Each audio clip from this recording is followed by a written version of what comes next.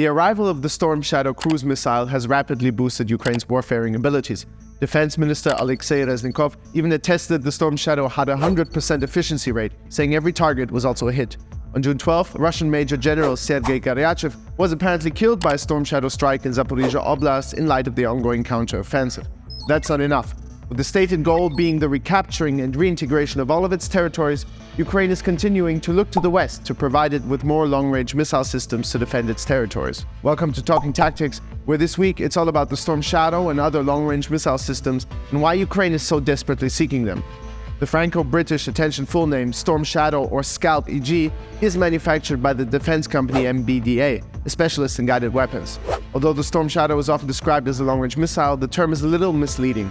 Storm Shadows don't have a range of thousands of kilometers, but can fly a maximum of about 600. According to the manufacturer, the export version, which Ukraine has received, has been reduced to a little over 250 km. Strategic cruise missiles, such as the Russian Kh-55, for example, fly thousands of kilometers. The Storm Shadows, which are a good 5 meters long and have an estimated unit price of more than 1 million euros, fly comparatively slow at a speed of Mach 0.8 to 0.95 and usually no higher than 30 to 40 meters to avoid enemy radar. So why are they being celebrated so much in Ukraine? With the delivery of the first HIMARS systems in late spring of 2022, the country's defense abilities changed drastically. The HIMARS allowed Ukraine to strike targets deep behind enemy lines, meaning they could not only hit enemy troops that they were engaged in battle with, but attack depots, supply lines, and command centers housing high-ranking Russian officers. The first rockets Ukraine received had a range of about 80 kilometers. In 2023, Kyiv received ground-launched small-diameter bombs for the HIMARS, which can fly up to 150 km. But all these advantages only made Ukraine want more. The thought, imagine all we can do if we extend our range even beyond what we have. The Storm Shadow represents just exactly this idea come true. Unlike for the ground-based HIMARS, Storm Shadow missiles are launched from a fighter jet. They have a higher range, a high payload, and are very precise.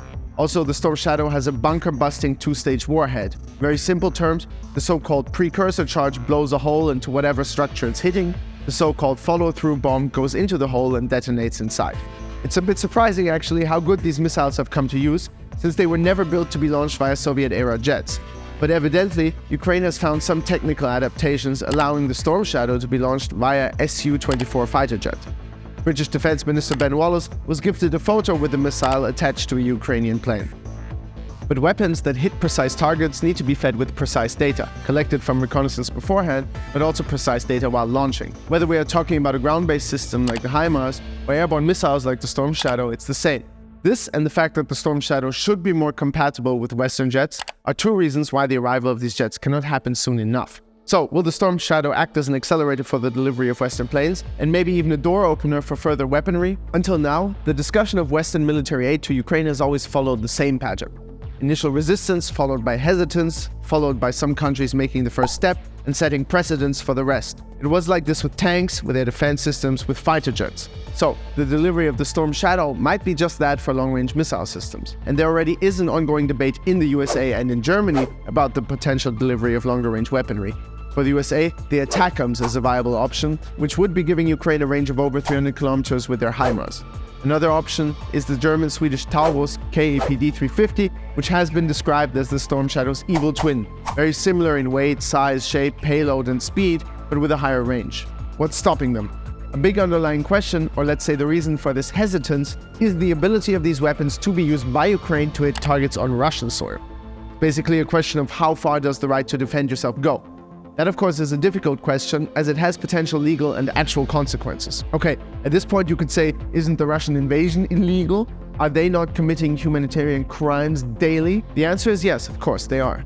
But that's not how Russia sees it. And if you look more carefully, they still try to find some legal justification for their so-called special operation, as well as avoid the consequences of calling it a full-scale war, which would include martial law in Russia maybe, full mobilization, and so on. Some Western politicians fear that attacking Russia on its own soil has the potential for provoking unseen consequences on a global level. The position of many Ukrainians is just fundamentally different. To be able to protect the country, its border, people, nature, and animals, the army needs to do everything it can. And long-range missiles, as well as F-16s or modern tanks, are the only language Russia seems to understand. Anyway, that's it for Talking Tactics. We hope you enjoyed it. Please hit like and subscribe, and see you next week.